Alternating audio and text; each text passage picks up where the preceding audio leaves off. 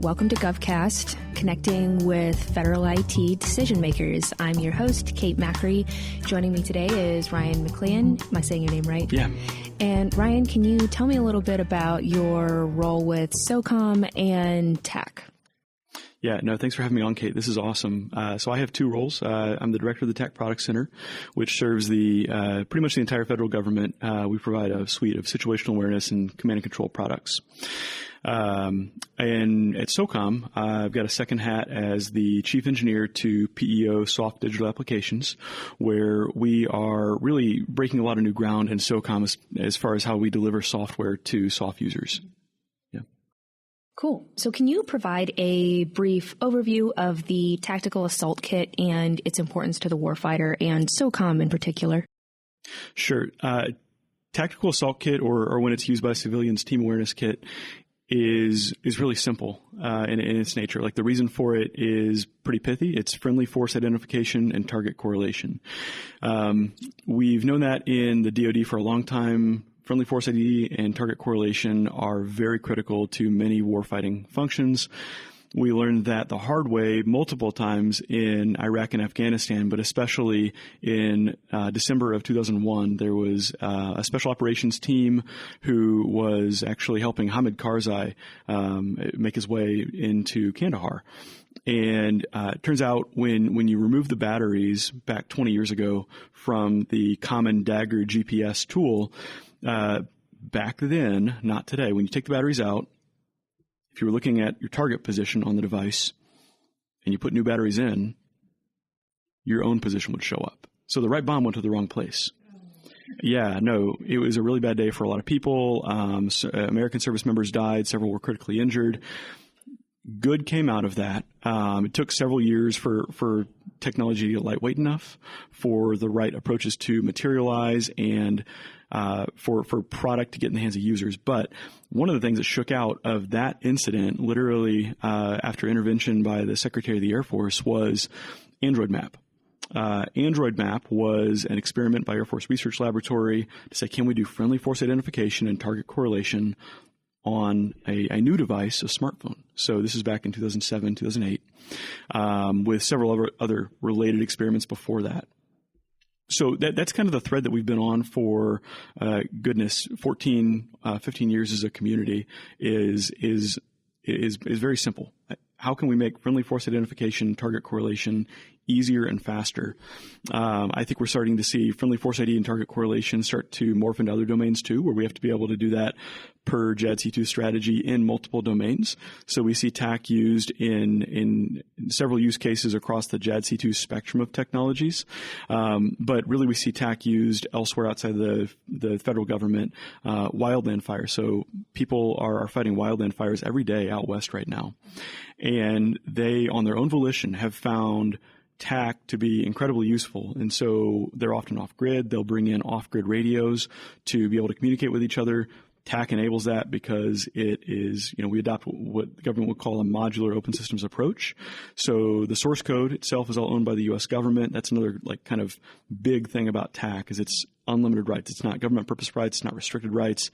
TAC through and through is unlimited rights, which lets us do whatever the government needs to do with TAC, including implementing plug-in architecture. So it's highly extensible, it's usable, and it is a perfect no. Like, we know that there are things that can be more usable about TAC. So that's why we exist at the TAC Product Center, to facilitate this growing community of over 350,000 users now, over 3,000 developers, and a very lean staff at the TAC Product Center. We facilitate the improvement of TAC. We're not necessarily doing a lot of that improvement ourselves. It's kind of a community-led effort these days. Multiple program offices across the U.S. government, vendors will improve it as it suits their product offering. But we provide that singular conduit for stewarding the TAC capabilities and releasing them. So there's only one TAC in the U.S. government, but many people buy into it. Gotcha.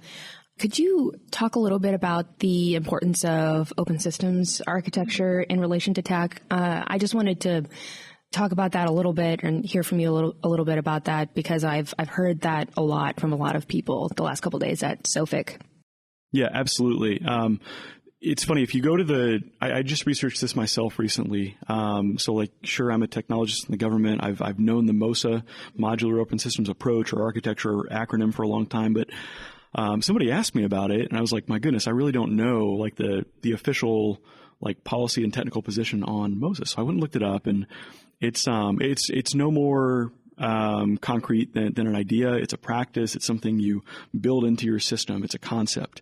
And so when we think of TAC and MOZA, they're kind of like chocolate and peanut butter. It's how we've built TAC for a long time. So I guess we kind of check the policy box. Are we doing MOZA? Yeah, sure. But there's more to it.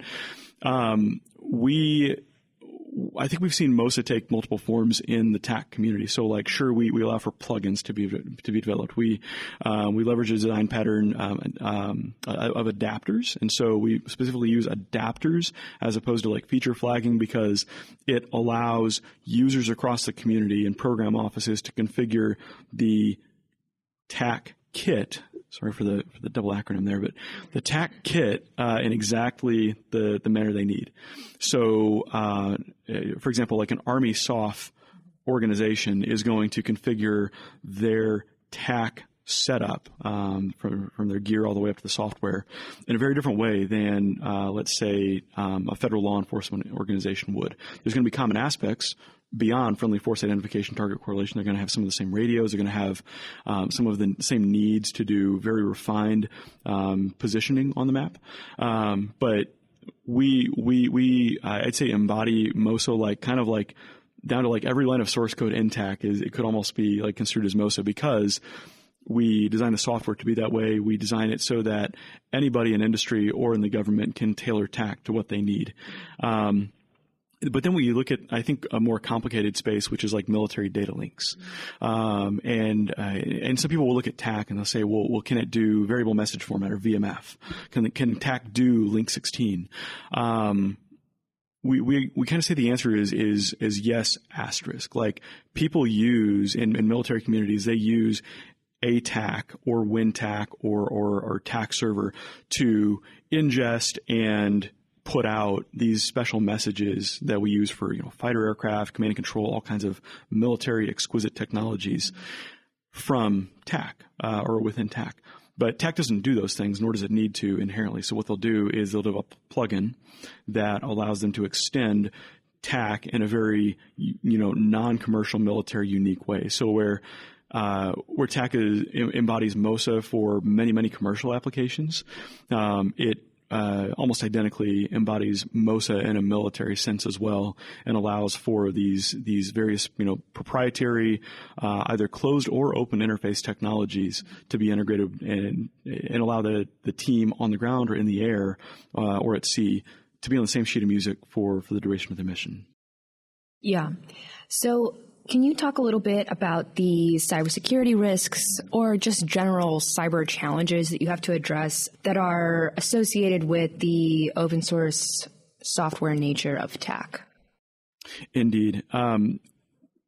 Kind of like MOZA, security is just part of our culture. So sure, we have a cybersecurity lead at the Tech Product Center, and we rely on that person to go execute a vision for cybersecurity. But we embrace it continually. Just like any good software organization would do, we include industry standard scans in our build processes for the products and the plugins themselves. But then we also partner with organizations to do independent assessments of what we offer, whether it's the client applications, the server application, or even our website and development tools, or even our tools that we use on a day-to-day basis to communicate inside the product center. We believe that cybersecurity is an ongoing thing. We don't believe it's ever done. And so we have this philosophy with our products that every product is sure, it's additive in a feature sense, but it's also, I guess, maybe additive in a cybersecurity sense. We're not bolting on security. We're identifying vulnerabilities in a scientific way, and we're mitigating those vulnerabilities. We'll hear the comment once in a while in various communities. And it's almost kind of like a whisper, like somebody say, "Oh, did you hear TAC has a vulnerability?" And it's like, well, okay. Well, first of all, like bring that to us. Like we want to fix that for people. And second of all, what version are you on? Because we know there are vulnerabilities. We've mitigated them. We've found them. And we've made those as part of our core offering. We've mitigated those for the community, not just, a specific user. So we do, I'd say, apply due diligence to cybersecurity. It's part of the culture. And I think, like, if you look at industry, they say it should never be like a bolt-on thing. So like deploying an antivirus tool on a device like that can be a good additive measure for cybersecurity. But if the product you're shipping doesn't embrace in situ vulnerability mitigation, like why would you trust that to be safe in production? So we treat our software the same way. We know that vulnerabilities will be discovered either in the operating systems that we run on the communication networks that we use, the tech users use, or in the tech products themselves.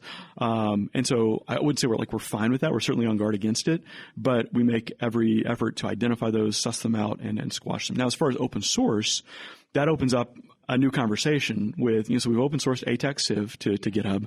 We're in the process of open sourcing TAC Server, and we do intend to open source the rest of the tech products. So it's great for industry. It really breaks down a barrier between us and industry. Of course, it also opens up the source code of these products to foreign actors, bad foreign actors potentially. So when we go through our due diligence and we go through a very rigorous process before we open source, we don't just hit the button on GitHub and say, "Here you go, world. Here's ATAC or here's TAC Server or whatever." We've got a robust playbook that we follow, follows all U.S. government regulations to do so. And of course, one of the questions that often comes up is, well, like, why can't potential adversary X, Y, or Z use that against us? And so there, I think it's less of a technical mitigation thing. So we mitigate technical vulnerabilities on a regular basis, right?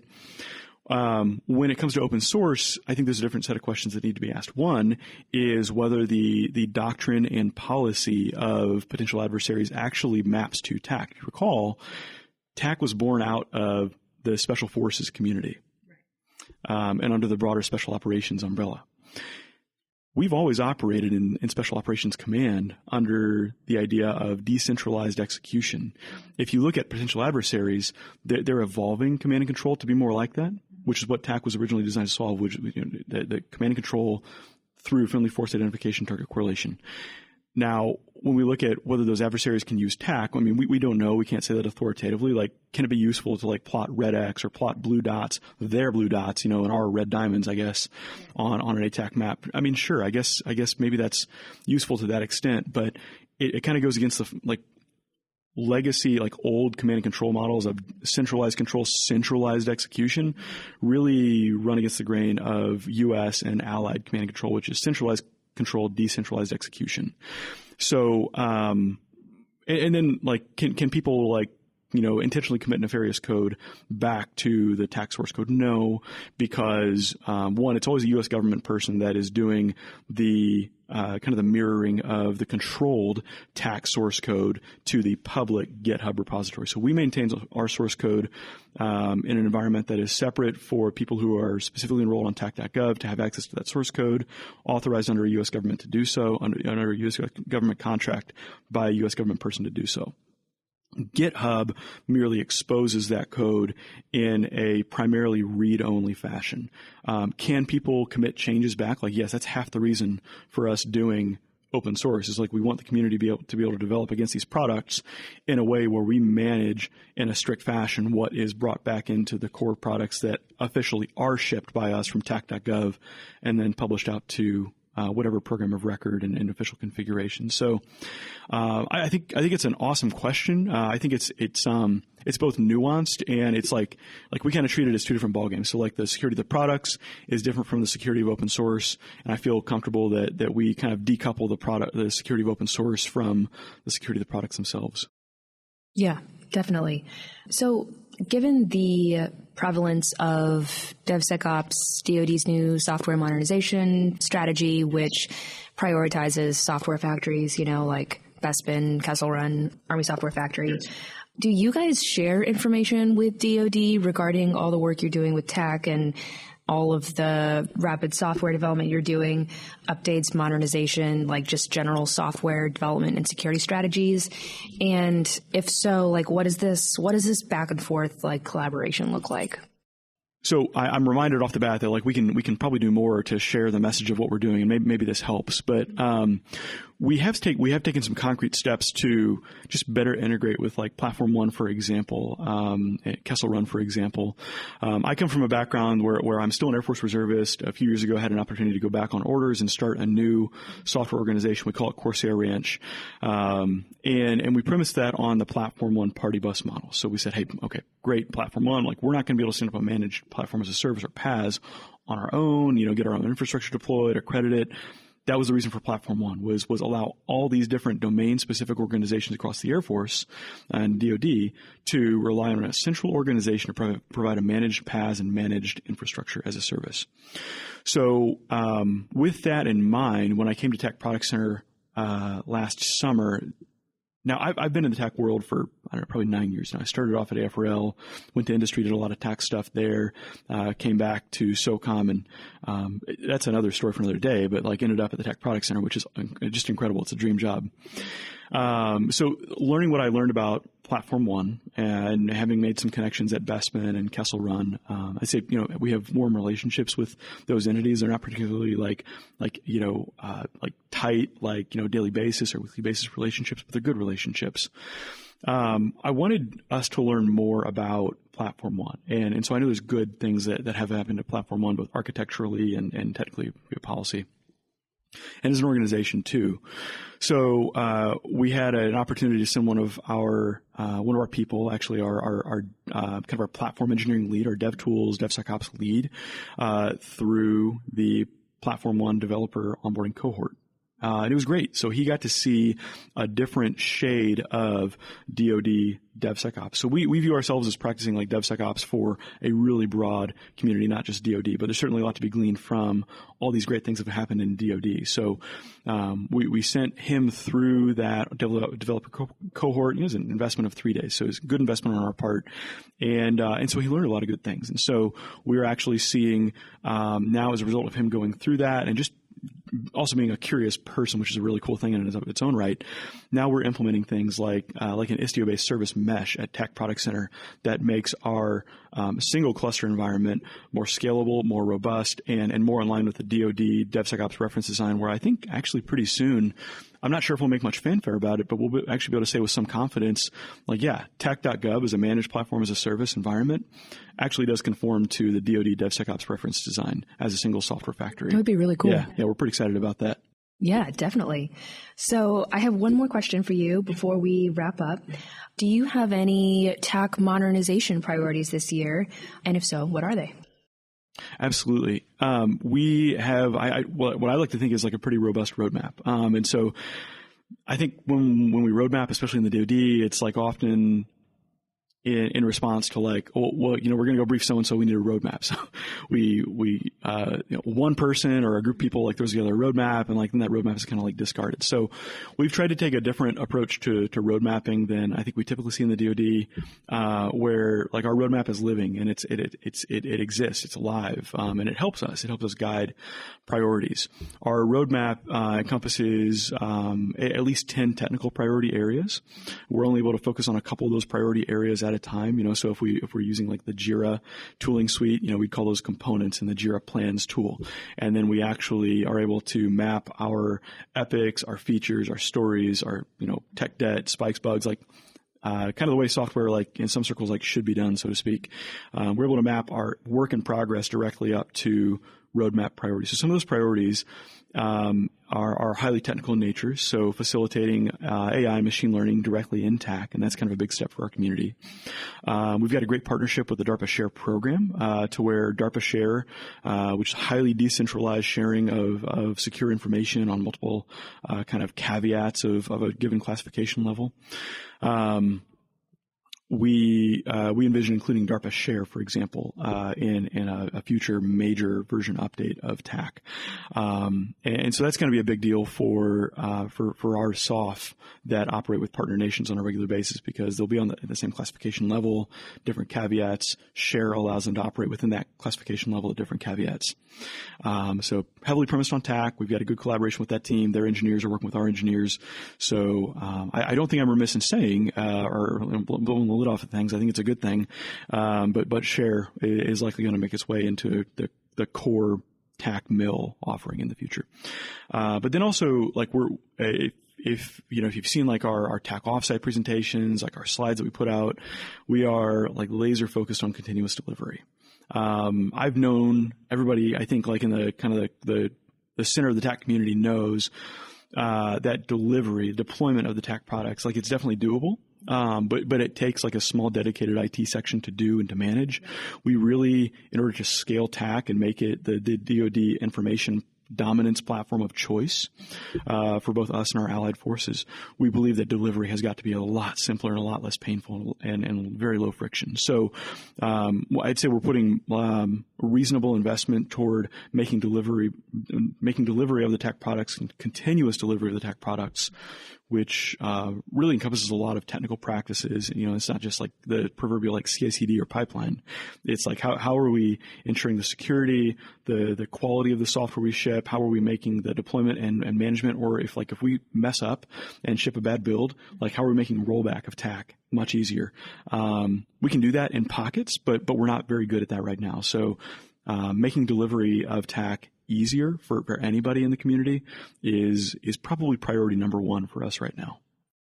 Yeah, and that would put you in the position of operating like a software factory, basically. Exactly. Cool. Yeah. I say the vision is like, it's noble. It's in line with like modern practices. It's in line with what we think the DOD and our allies need to win, quite frankly.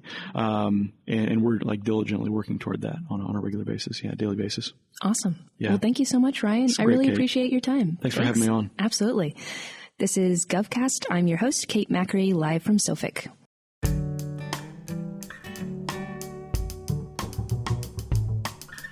GovCast, along with Cybercast and HealthCast, is a production of GovCIO Media and Research. For more podcasts and to check out the other shows, head to govciomedia.com. Watch out for new episodes released every Tuesday and Wednesday across our shows. You can follow all of them in your favorite podcast platform, and if you like what you heard, make sure to let us know by leaving a review. And if you have any topics you think we should look into, contact us at newsletter@gcio.com.